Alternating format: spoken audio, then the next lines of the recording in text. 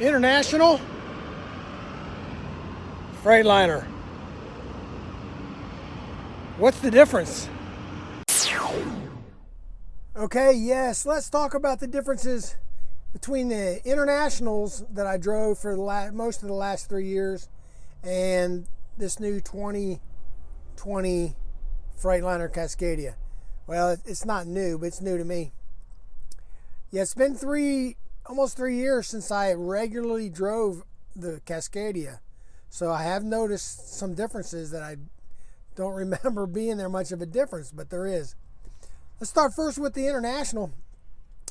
When we first got the new ones in 2020, a lot of people had a bad taste in their mouth because of the 2012s and the 2013 Internationals that we had that were bad.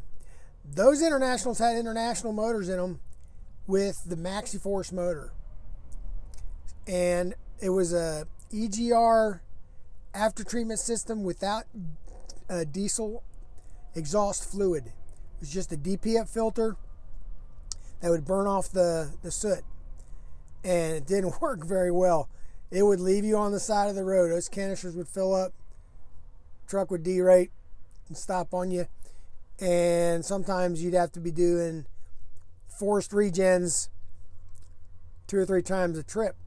So, left a bad taste in a lot of people's mouth. So when they heard we were getting new Internationals, they didn't even want to entertain the fact that the notion that they might be better or different. Well, the 2020s and 21s have a X15 Cummins motor in them and a diesel exhaust fluid system on the after treatment, and they work much better. They're way more reliable. Now, in the International, you're going to notice, if you get in one, if you're tall, you won't like it. I'm guessing it might be different in a sleeper truck, but in the day cab, not much leg room. Now, I'm not tall, 5'7". I sit with my seat all the way down on the floor, and in the International, with it all the way back, it's just like perfect for me. The seat itself is fairly comfortable. I don't have a problem with it. It didn't make my back hurt or my rear end hurt or my legs. You could adjust it pretty well. And so now into the nuts and bolts. Well, aesthetically, reaching things, the way the dash is set up, all pretty good. I did like in the International how the overhead, the ceiling is a little lower in the International. So the overhead part where the radio was, I could mount my radio underneath, because on the other underside of that overhang, there were holes in there. So when you put your radio in the cubby, you could hear your speaker through the radio. I use external speaker, so I don't have external speaker. So I just use those holes to hang my CB bracket on, which brought it even lower, made it a lot easier to reach, even though I'm not using it much anymore these days. It just was a little more convenient. Now on the Freightliner, I'll show you the difference. It's up in the cubby. It's a lot higher, a little harder to reach. Got to actually stretch for it, which no problem. Now, going down the road, how the truck works. The cruise control on the International. On both of them, they're supposed to keep your following distance at a safe distance. The International didn't do that as well as the Freightliner.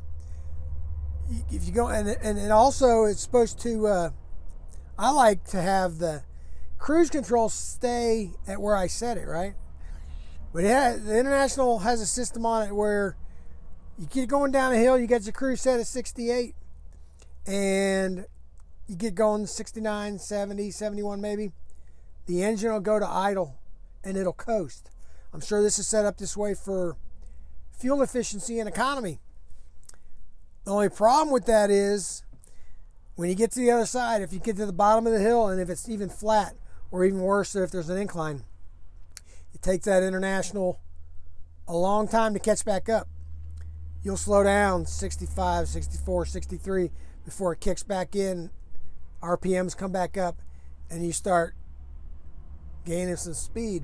Now, the only way to override that on the International is once you see it go to idle going down the hill, put your foot on the accelerator and it'll come back up. and it doesn't lose as much.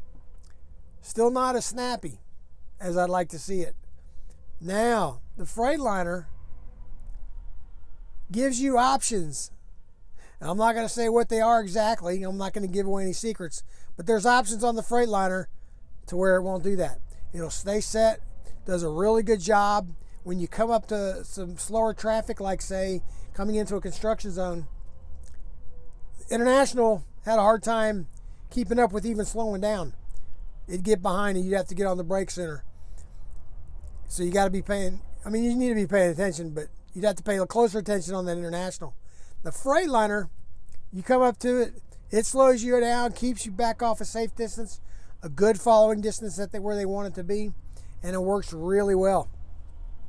And picking up speed again, if you use those options that the Freightliner has, it will keep up. It won't coast. It'll keep up with the speed. I mean, it's not going to drag you up that hill at 80,000 pounds at 68 miles an hour. But it's going to do a better job. It's not going to lag, and it keeps up better. So, other than that, I don't remember any other differences. Tell me what differences that you've noticed if you've driven both. If maybe something I've omitted or forgotten, not noticed.